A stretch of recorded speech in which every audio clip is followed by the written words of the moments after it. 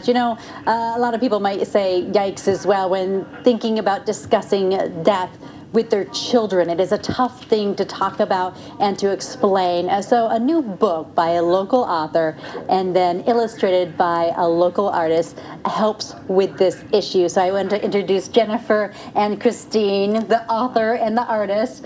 And this book is called When Miss Bluebird Died. So Jennifer, tell me a little bit about this book.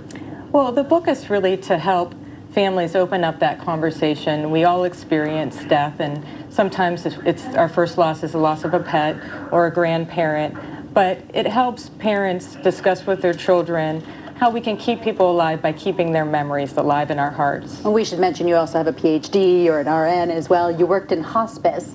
Tell me about the story of Miss Bluebird. So the story starts in the forest, and Miss Bluebird has a big community, and Chris can show you how some of the characters are Gabby Groundhog and Mr. Cardinal, but it really talks about how her friends are gathering to celebrate her memory, and they share stories of playfulness, of helping each other out. So there's also some lessons about how we work together in community, and then they come together really to say goodbye, but also keep her in their hearts. And so, celebrate her. And celebrate her life. The great things that she would do. And with some great pictures as well. The pictures are so beautiful. And you guys started meeting, your friends here in town, started meeting once a week to get this put together. And tell me about the process with the work. So, well, it was really fun because I've got a sketchbook that just shows a little bit, but we just started by, I draw different pictures and while we talked about what these characters were like to get a little bit more in depth. And we started off playing with, well, should they have clothes on? Should the little bear be wearing a vest or not? But we decided to keep them a little more natural in the woods.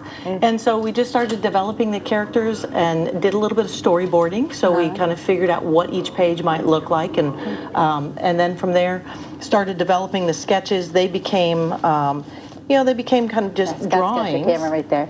And then from there, I hand colored them.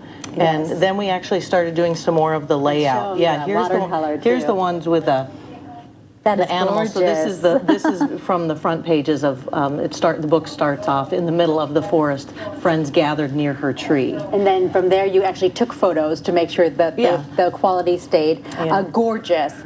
So you have this lovely story along with these beautiful pictures, and if people want to come meet you and shake your hand, you guys are going to be at Changing Hands today. Tell me what's happening. So at 11 o'clock, there's a family story time, and Chris and I will be reading the whole story and talking a little bit, just like we're talking here, about the process and signing books. So we're really excited. Changing Hands has been our place of meeting. We've actually met. That's where we met. They have a nice little book bar seating area. That's where we've met almost weekly for about a year and a half now. How full circle. Yep. So we thought that would be a great place to approach first for our book signing. And the book's also available on Amazon and Barnes and Nobles. And so, but we'll be there live today. Live today at 11. Come say hello to these ladies. A lot of hard work and a lot of heart put into this. So When Miss Bluebird Died is the title. Thank you for helping out a lot of those parents out there. Tough issue. Thanks, ladies.